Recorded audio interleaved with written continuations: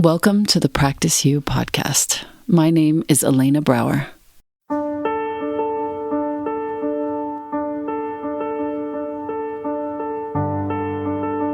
Let's dive into today's conversation regarding life's myriad transitions and how we refine our responses in our relationships, our wellness, our households, our work, and in our practices. You are invited to learn and love and listen with me. Welcome to Practice You.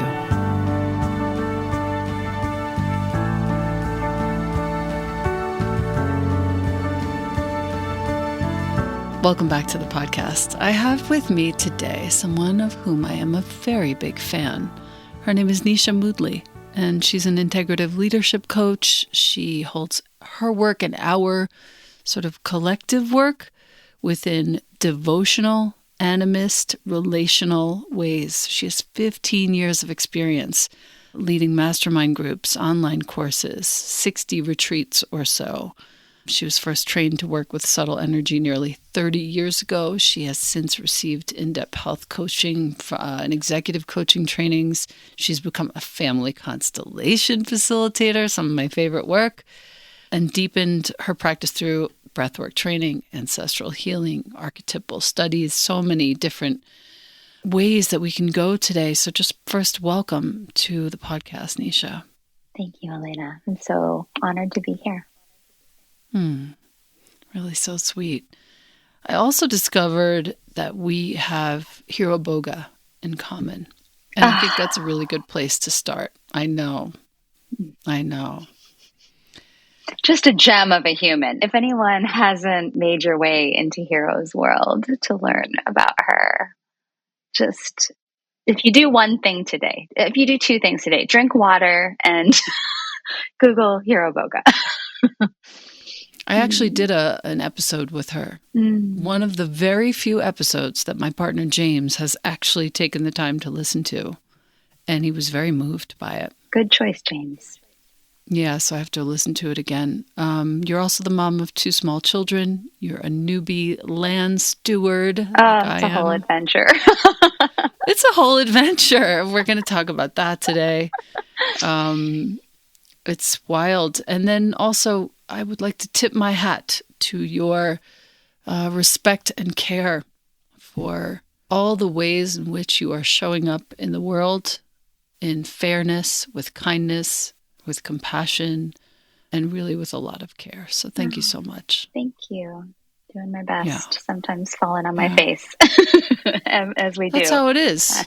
Continuous failure. That's right. Fail forward. It's not like a phrase. Fail forward. Yeah. How quickly can you get back up again? Hiro's work, I think, is a good place to start, as I said. And if you're listening to us and you have your own business or you want your own business, Hiro really is like the first stop, because the way that she teaches us is that we each have our own souls. We have the soul of our family. We have the soul of our household. Our businesses also have a soul, a whole world, layers of ecology. Learning this gave me a separation. So you would think, oh my God, well, if your business is a soul, you get so dedicated and so devoted and so connected to it. In fact, it became the case that my business, and I'm curious to hear if this happened to you, became something different from me. And I was able to care for it in different new ways without worrying so much that it was me or my work was me. But it's its own thing. And it freed me up. Did that happen to you? Totally. I mean, first, big gratitude to Hiro for her teachings, and definitely has shaped my work in incredibly profound ways, like incredibly profound. Yeah, it's given me also that separation, that space. It's sort of like with my children, understanding that they are their own beings with their own life path, their own souls, their own karma, their own dharma that is about me, but it's not mine. And I have a role. I have an important role to hold. So it helps me find my right place, my right role. And the same thing with my work. It's helped me see where I have vanity and ego and resistance and hangups and all the things wrapped up in this, and going like, I'm actually in service to what this creation wants to become and what it serves in the world. And then all the other shit is my shit, which is important to be with and look at, but it's not really, it's like with my kids. I might have my own hangups about how they want to dress, how they want to express, who they want to be, how they want to be, but that's my stuff. And my job is to like mostly get out of the way and love them fully, unconditionally, and well, and give them what they need in order to fulfill on their destiny. And so I see this with my work as well. And I think, yes, it's given me that separation. It's given me a pathway towards true devotion, not just my ideas about what it needs, but actually what it needs. And it's also given me a sense of partnership, to recognize that I think for those of us who make our work, and this could be entrepreneurs, it can be artists, who are sort of like, here's an idea. Now I'm going to like create something out of thin air, that we can feel like it's all me. It's all on me. And recognizing that the work that I'm here to create, that my projects, that my business have their own soul, has helped me feel like, oh, I'm in partnership with that thing. And it's not all on me.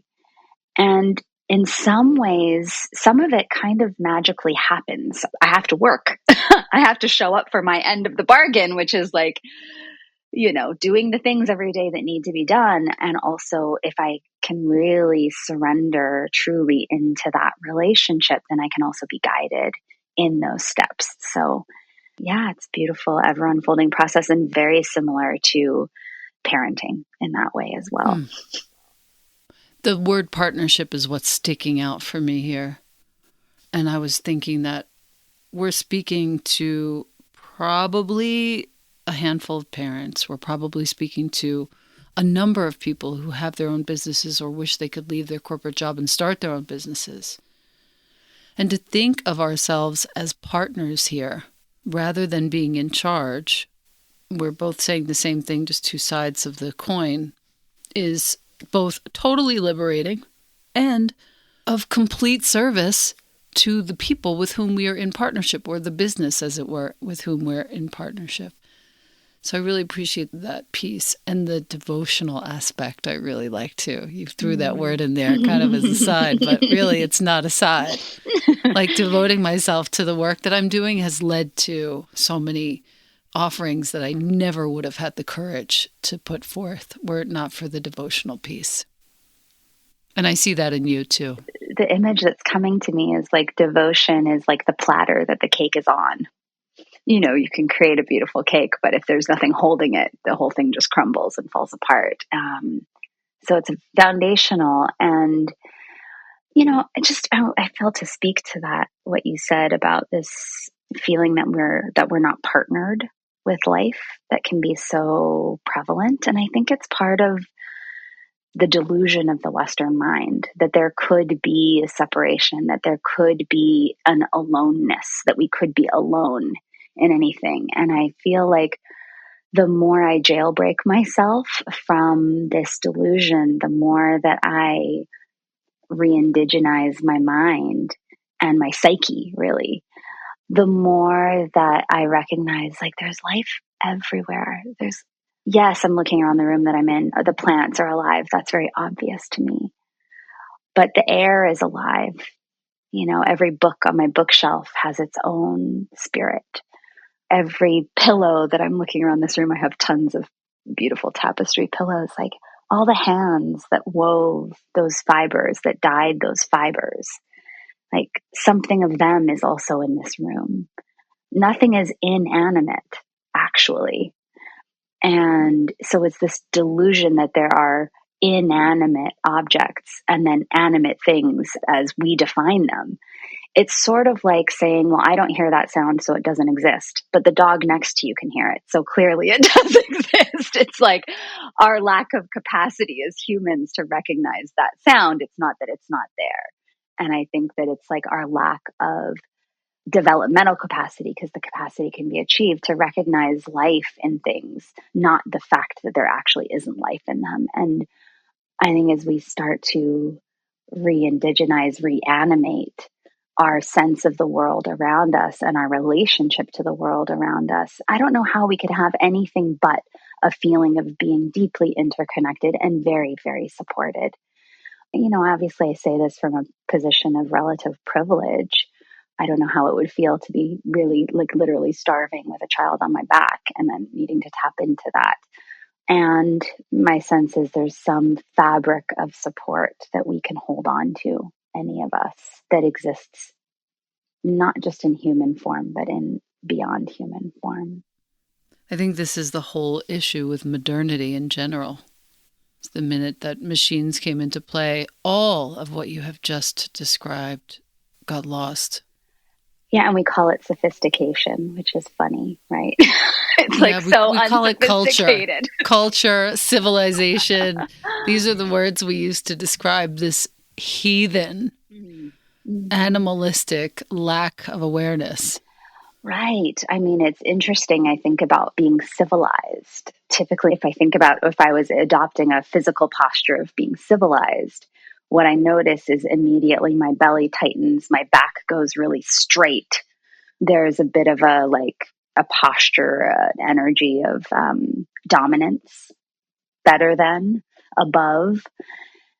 And I'm like, oh, yeah, of course, from that posture, that physical posture, that mental posture, that energetic posture, we're disconnected from the root. We're disconnected from the literal bowels, the belly, the composting that our body does. We're disconnected from the earth. We're disconnected from our ancestral roots. There's something in this notion of being civilized that feels really uprooted. So I just came back from Bali, and I first went there before my children, so maybe 8 years ago. And I sort of shudder when I think about part of my way of relating to some of their ways at the time, which was seeing some of it as very kind of cute and superstitious. Have you been to Bali? Not yet. But I have been to places where there is that much reverence and prayer. Yes. Where it made me uncomfortable at first, so I called it cute or adorable. Yeah. When in fact, it's actually everything. Right. One doesn't have to go to Bali to get this. And this is not just happening in Bali, but part of the practice there is creating offerings, making offerings. And when I say making offerings, it's like a huge part of life there. I've spoken to a few women there who make 70 plus offerings a day with their own hands. This is like folding leaves and placing flowers and then getting the incense, lighting the incense, walking out into their temples and placing them on all of these different places. Imagine making 70 a day through your own hands and then needing to place all of those 70. This is a big devotion. When I first went there, I would see them on cars. I would see them on people's toasters. I would see them, everywhere you can imagine. And my Western mind was going oh, they put it on a toaster. That's so sweet. It's a superstition. I related to it like it was a superstition. Oh, we just want this thing to work. And I had to really notice in the years after, well, that's my transactional relationship with life that would see it that way. I want this toaster to work, so I'm going to put an offering on it and hope it's a superstition. And I recognize it's actually my current understanding. I don't want to say what it is for those folks because I don't live in their culture and I don't know what it is for them. But my current understanding or way of relating to what they're up to is actually that it's a deep thank you to all of life for all of the nourishment, all of the sustenance, all of the ways that life gives back to them. They give also deep thanks and they give to life. Here, thank you. I'm going to feed you because you also feed me. And I'm going to feed you before I expect you to feed me at all. So it's such a deep reordering of the way of being with life that I'm trying to practice. And it's hard because that's not the way that most humans or the overculture around me operates. But, we try to remember in little ways every day. Yeah, the transactional aspect is kind of everything here. And for you, I'm glad you emphasize that, because really it's turning in the opposite direction, away from what can be done for me and toward, for what can I be grateful and what might I be able to do for you? Mm-hmm. Yeah. You know, when I'm prepared and kind of capacious. Very appreciative of that. You spoke, I've listened to a few of your podcasts from earlier this year and then also into last year, and you speak about the Muse in one of the more recent ones. And I really enjoyed listening to this.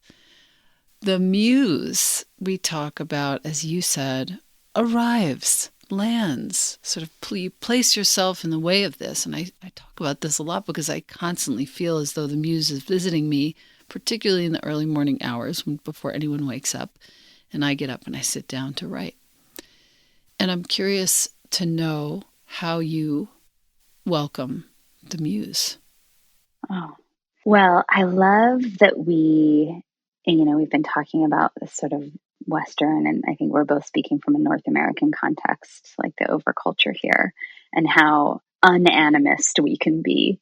And yet we have this concept of the Muse that we've held on to. And I love these little things that we still have, these things that are still culturally accepted, that it's sort of like I see them like, when you're walking down the sidewalk in a city and you see a plant that's just cracked through the sidewalk, like a tiny, delicate little daisy just popping up through concrete. Like, how the hell did you do that, first of all? And second, yay, go you.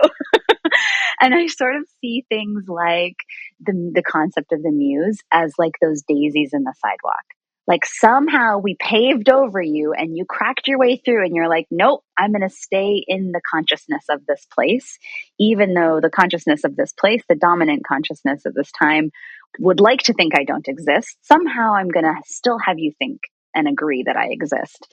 So I love this because to me, the Muse is what Hiro Boga is talking about. It's the soul of our creation. So I love pointing to the concept of the Muse for people who are like, what are you talking about? Like, you think your book has a soul? You think that the freaking online course you have has a soul? And I'm like, well, I don't know. What's the Muse? It's a thing that you feel is coming from outside of you that is kind of moving through you, working with you, dancing with you. However you describe it, it's not you. So, how I invite the Muse is how I invite the soul of anything to commune with me. And that's through practice. And the practice that I have is sitting or being. Maybe I'm walking, but sitting is usually a posture that I'm holding. It's like a process for me. So, first, I'll connect down with the earth, and then I'll connect up with the cosmos and feel and remember myself as that. Remember myself as the dirt, as the stardust, as this child of the earth and the cosmos. And then behind me, I place all of my well ancestors and feel their presence. Let that take what time it takes and lean back into their loving arms and their presence. And then beside me on either side, I invite the presence of my kin. And I consider my kin the other adults in this lifetime who I lean on, who lean back on me. Some people have that relationship with their parents, but I put anybody older than you in your family goes behind you. So these are the other adults that it could be siblings, friends, beloveds, partners, but they've got to be adults. And I place them or invite their presence on either side of me. So I've got the earth beneath me. I've got the heavens, the cosmos above and around me. I've got my ancestors behind and my kin beside me.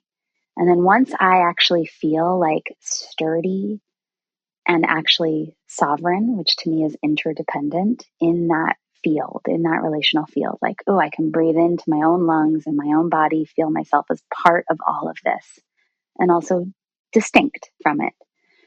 Then I invite the presence of my kids. So for anyone who's following along, if you have little ones, you can kind of let them be in front of you. And of course, they're facing forward because that's the right order for them. They get to lean back on us and their ecosystems. So now I'm like in my human ecosystem with the earth. And then I invite the soul of my project, or if it works for somebody, the muse, to come and meet me out in front of my energy field. And I get curious about what I see, how it comes, and I can ask questions into that space. And the posture that I always want to hold, like the energy that I always want to bring to that, is an energy of sovereignty. Like, I'm not this little floppy, oh, I don't know anything, like, tell me what to do. But I'm also not demanding and commanding that it give me information. Instead, it's like, hey, I'm here and I'm so curious. How can we partner together in a good way? So I bring my energy of right relationship into that field. And that's a practice that I hold. So I do this as a practice with my projects, any projects that I'm bringing forward. And then I have an agreement with the muse or with the soul of my project. Like, I welcome you to inform my dream space. I welcome you to come into my writing practice. I welcome you to send me signs, and I can also make requests. Like, early mornings are kind of hard because I got to parent these two kids. So, like, I'm going to sit down at 9 a.m. and I would love to meet you there if you're willing. So, to me, it's like cultivating any relationship. I need to sit, I need to make eye contact, I need to come as one sovereign being to another sovereign being and say hello and be curious as a way of tending relationship. And then sometimes spontaneously you might come to me. But I find that what a lot of folks do is they're like, I want to have this open channel and just be given instructions. I want the creativity to just rip through me on demand when I say so. And I think that it's actually about practice more than anything. And for people, that could be the practice of just sitting down every day and doing your rituals and then opening your notebook, or that blank screen and going, okay, I'm ready, I'm here. And I think that the gratitude that you spoke of earlier, it's like what I say to folks when we go into spaces to connect with the soul of their project or whatever it might be, is like, say thanks, even if you heard, saw, experienced nothing, even if all you felt was frustration. And that's really helped me too with movement practice, with meditation practice. It's like, thank you for this opportunity. Even though I felt like I wanted to like tear my skin off, light myself on fire and jump out the nearest window because that was so frustrating and maddening. And I just wanted to itch every scratch and, like how maddening practice can be sometimes, or folks sit down to write and it's just like there's nothing. Or I'm writing and it's all just feeling like garbage and I'm just frustrated. Can at the end of that practice, I say, thank you. Thank you for the opportunity to listen. Thank you for the opportunity to commune. Thank you for the opportunity to see all of my patterns of self-loathing and pressure and judgment. I'll be here tomorrow. I'll be back tomorrow. Thank See you tomorrow. See you tomorrow. And I think it's also part of us unraveling our relationships as humans, our relationships of dominance, our relationships of extraction and transactionality, to say thank you, even if I didn't like what I received. Thank you. I'll be back tomorrow. Even if you didn't receive anything. That's right. Even if all I received was a world of frustration. Thank you. I'll be back tomorrow.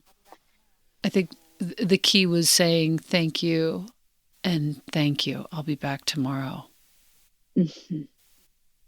I've seen so many women be so put off by some perceived lack of creativity within themselves during a certain frame of time. It has nothing to do, it's not a reflection. It's just that moment. Keep saying thank you and more will show up. Mm-hmm. You have what I think is your logo. Well, it looks like the Dharma wheel. Is that true? Not intentionally. Oh, is it? What drew you to that logo? Because it looks just like a Dharma wheel. It's such a lovely logo, the spinning wheel. Oh, well, it was, great thanks to my wonderful designer who actually brought it to life. But it was really the image of diyas, if you're familiar, like for anybody who knows the holiday. Oh gosh, why am I totally blanking right now? Diwali, sorry. uh, so I was raised Hindu. My father's Indian from India, but actually by way of South Africa. So diyas are like the little clay lamps that people use all the time, but on Diwali, they're everywhere. So it was actually the shape of the diya. I was making little diyas with like Fimo like thing with my kids at Diwali last year, and sort of cutting out these clay things and molding them into shape. And I just love the shape of the diya. I love what it represents. I love the light that the simple little lamp can carry. And so it was actually turning those diyas, like placing them in a circle and turning them out, that first brought the inspiration for that shape. It really suits your work, I think. Having done a pretty extensive look through your work. Thank you. I would also like to ask you a little bit about your heritage, too. Yeah. Your father, is he alive? No, my father died in 2019, right before COVID hit, which I think was probably great timing, if he had any sense of choosing when he went, which I think in some way we do. Yeah, that was his time. So. Right. And your mom, is she alive? Yes, my mom is alive. Okay. And she is not from India, though? No, my mother is sort of mixed European descent. If you ask my mom, she might say Scottish, Welsh, English mainly. If you ask 23andMe, they're like, oh, there's a lot of French, which we're very curious about. But you know how it is. Right. These are made up borders in some respect. And so, who knows? And family stories get buried and, lineage gets buried very easily, actually. All it takes is one generation to change the story, and then future generations don't have a thing to remember that's true. So, right. Yeah. And you are also the mother of two. And how old are they now? 6 and 1. Oh.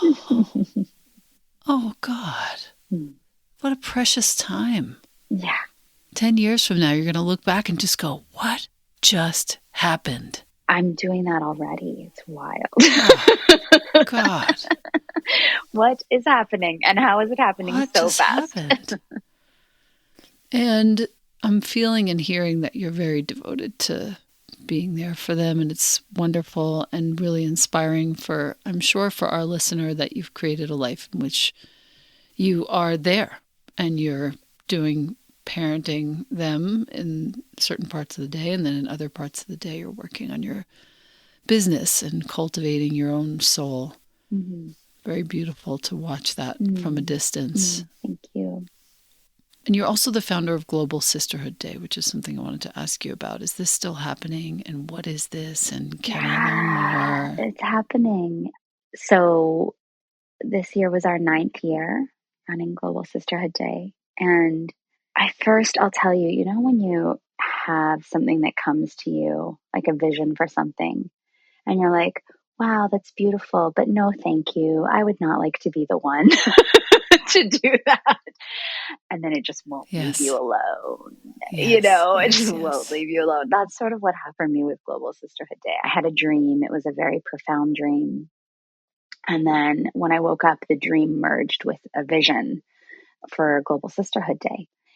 And I think it was sort of the answer that came, or the response that came to a question that I had been hearing a lot at the time, right? This is 10 years ago. Like, how do I cultivate friendship and local community? And I think a lot of what I had been hearing is, oh, my friends don't get me, or I need to find new friends, and I'm like, oh, I think part of what's going on is we just haven't learned to go deep together. So we feel like I just need to get rid of the people around me and find like the other ones. Where are the other ones?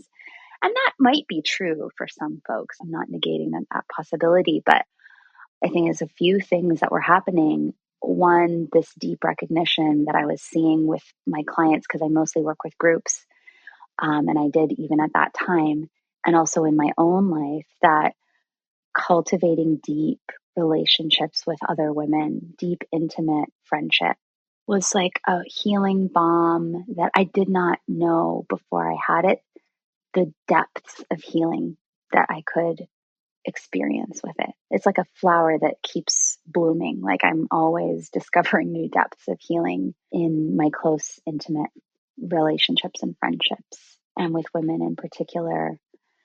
And so it was this recognition that so much of the way that women have been separated from each other in different cultures over time is a way of control, of controlling us, of controlling our bodies, of controlling our relationships with each other and our relationships with our bodies and our relationships with the earth and our power, subjugating our power, having us question that we even have any, and then rewriting the story on what power is, to be something authoritarian, to be something dominant, to be something extractive. Versus what it really is. Versus what it really is, which is relational and connected. And yeah, so it was like this divine call to help us reweave those threads of community, reweave those threads of intimacy, and also to give folks something practical that we could rally around this idea and initiate something that may still continue. And I've received emails from people who are like, hey, that one circle that I did 9 years ago, I invited those people back and we've gotten together every month for 9 years, you know? And it's things like that that just like, oh, that's why I wanted to do it. I wanted to provide a framework by way of both a structure for doing a circle that's very simple, that doesn't matter what your religion or spiritual background or language, none of that matters. You don't have to have a fancy home. You don't have to have the quote unquote spiritual accoutrement. Like throw a candle in the middle of the room, sit down, and here's a framework. Super simple. And so I wanted to offer that framework combined with the framework of what I called the Sisterhood Manifesto, which I've adapted over the years to include things like explicit inclusion of trans women and as our sisters and things like that. But a manifesto that sort of gives us, for those who choose to align with it, a way of regarding sisterhood, a way of regarding relationships, intimate relationships with women, and the importance of friendship and relationship and the deep meaningfulness of it all in a way that was free, in a way that anyone could have access to anytime, where I'm not the leader or the teacher. I'm not monetizing it anyway. So, even now, if people sign up, it's at sisterhoodday.com. So if people sign up, like I don't sell anything to those folks. I only talk about that there. And so it's an available resource. And that was definitely one of those things that the soul of the project, the soul of the creation came to me. And I was like, oh, no, thank you. And it was like, yes. No, and we just kept doing that this. dance for a little while until I said, okay, I surrender. I'll do it. And then there were many, many more surrenders that came after that. But yes, it's existed for all these years. Mm-hmm. Sisterhoodday.com. Mm-hmm. And I really appreciate that this is free. And I think one of the most important parts for sure is that you're inviting people to lead. You're inviting people to organize. You're inviting people to come together. And this way, the word that you used regarding friendship, like I've never, ever treasured or valued my friends more than I do now in my 50s. And I put a lot of time and energy and care into it. And it doesn't feel like time, energy, and care. I just know that it's there. And it's very natural. So I really appreciate that too. Well, isn't it such like the Disney lie? I'm not entirely blaming Disney. It's like a cultural thing, right? But that what we really need is romantic partnership. That's the most important relationship. I was just saying this. Oh my God. And then maybe, above that is this white male God,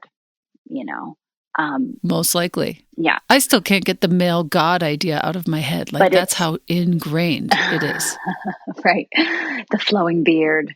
And so it's like this subservient relationship to these two men is sort of how many women have been conditioned. I actually wasn't really, because I was raised Hindu. So it was like a whole trippy thing to learn that this was a thing for a lot of people. But, a lot of people. A lot of people. But you just had a pantheon of deities and you were good. Right. Oh my God. What about all the gods? Others? Which one do you speak of? Thank all the gods. Yeah, and goddesses inclusive. And goddesses, yeah. Exactly. Yes. But I really hold I'm a bit of a relationship anarchist in this way, but I'm like, all of my relationships are important. Like, how could I choose the relationship with my body over the relationships with my partner, over the relationships with my children, over the relationships with the microorganisms that are in the air that we're breathing? Like, I have special love in certain relationships, of course. I'm not saying that I have the same deeply passionate love for the microorganisms in my lower intestine as I do for my children, but they're different relationships, but they all matter. They all matter, period. That's the thing. They just all matter. And I really hold friendship as sacred relationships. I'm like, how does one exist without that? And also, if anybody's like, oh, I don't have that. I don't have really intimate, deep friendship. The thing I just want to say is you can have it. It's cultivatable. And it takes courage. In an overculture where it's not valued, it takes courage to say, I value this. I value this enough to seek it. I value this enough to cultivate it. I value this enough to invite people into deep intimacy, even when they also are living in a culture that doesn't value it as much as I am learning to. And so it's really vulnerable. It's really vulnerable to value something that the overculture doesn't value in the same way, and to value it with a passion and with depth that the overculture would tell us is silly. I think it comes back to seeing the reverence that the Balinese offer to their prayer, and me seeing it as sort of silly or cute or superstitious, to recognize that some people might be like, oh my gosh, how cute. She's in her mid 40s and she wants to have sleepovers with her girlfriends and chats with her girlfriends. I'm like, it's okay if you see that as cute. I know that this is actually what sustains my life on deep levels. And actually, this is me doing this revolutionary act of deeply valuing something and cultivating something that have been attempted to be wiped out systematically over generations. So this is actually our revolution together. It is our revolution. Mm-hmm. Yeah. I'd like to speak to the person listening who feels that the quality of friendship is elusive, and talk about what are some of the things that we do to cultivate our friends. And I can name a couple very basic things, such as being attentive, reaching out, asking how they are, having, once a week, if you like, once a month, twice a month, to really talk and to really dive in for half an hour, 45 minutes while you're maybe cooking or something like that, where you have an understanding that you can just hang out, catch up, no time. What are some other things that you do? Oh, I love having a weekly date with friends. That's sort of open invitation. Some might flow in, some might flow out, potluck together, and then just sit and be together in the same space. Babies crawling all over us, dogs clamoring around. Somebody throws a chocolate bar in the middle after we've eaten our meal. That's always how it goes. There's always some dark chocolate hanging out in somebody's purse. But I love just the practice of weekly, actually. And then, if somebody doesn't show up for a month and then they come, then it's great. It's fine. It's good. And the island that I live on is a 4-day work week island, 4-day school week island, I should say. So kids here only go to school Monday to Thursday. So Friday is the first day of our weekend, which is delightful. I love it. So Thursday's my Friday. And that's one thing. I think another thing is noticing which friends we want to have deeper relationships with and doing this super vulnerable thing of telling them. Just that act of saying, like, calling somebody and being like, can I tell you something? I treasure you and our friendship, and I want to go deeper, or I want to spend more time with you, or I want more. I think it's really vulnerable, but also it can let us know if people are like, I don't, or that I feel uncomfortable, or that, good to know. But from what I've heard and what I've experienced, but also what I've heard from others, most of the time it's reciprocated with like, oh my gosh, thank you. That means so much to me. How do we do that? Yeah, I want to say that I've moved around a lot. I moved from my hometown to the big city in my 20s, and then I moved from that city to New York also in my 20s, and then spent 8 or 9 years there. And then I moved to San Francisco, and now I've moved north again. So I've moved a lot. And so I've developed like worlds in all of these places because I've been there long enough to develop worlds. And those worlds come with like whole ecosystems of friends. And it's hard for me to maintain those relationships. Like even people who there's people that I've lost touch with, but there are people who, we still follow each other on Instagram, and I know the names of their kids. They know the names of my kids. Like we've spent a little bit of time together, but maybe not that much. Like it's hard to maintain. And I think that it's great for us to give ourselves permission and grace to know that there are probably only so many relationships that we are going to tend in a really regular way. And what I try to practice is for those relationships that I don't have in a really regular way, that when I think of those people, I just reach out, and I don't have to reach out with like a promise or like, let's make a date to hang out or any of that stuff that sometimes can feel forced. But it doesn't have to have any of that. Just to reach out and be like, hey, I just thought of you and wanted to say hi. I like that. I do that a lot too. Yeah, I think sometimes we all just want to know that people are thinking of us, that we haven't been forgotten, that there's like some care. It just feels good. Like, oh, there's care flowing my way from this person today. So beautiful. There's also this whole element of shared experience. And I think as you get older and your experiences sort of diverge, new people come into your life, certain people exit, and it's all, if you can just be very natural about it, it's all okay. Mm-hmm. Yeah. Yeah, I love that. Allowing for the ebb and flow. Mm-hmm. I want to say thank you so much for your great work. When I come in contact with your work and I look at it, as I have several times over the last several weeks in preparation for this chat, I feel your heart in your work, even virtually, and I want to thank you for it. I am certain that many thousands, millions in time, women, men, and other will be impacted by the depth of your commitment. And I'm really thankful to know you.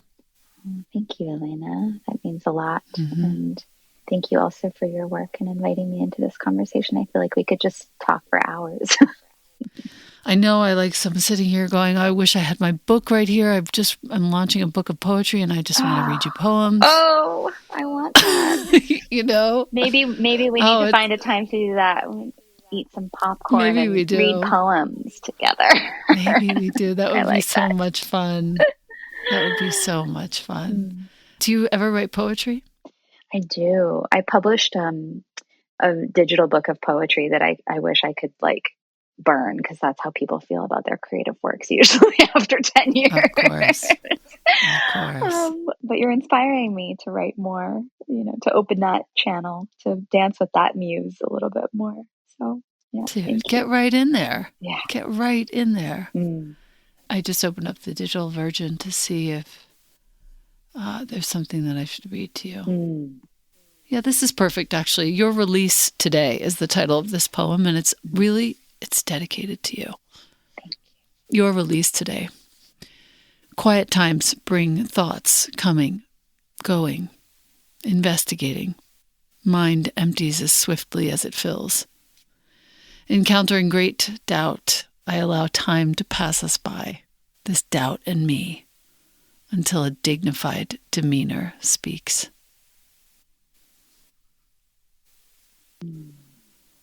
You know, you encounter some dastardly doubt and you're just like, yeah, I see you.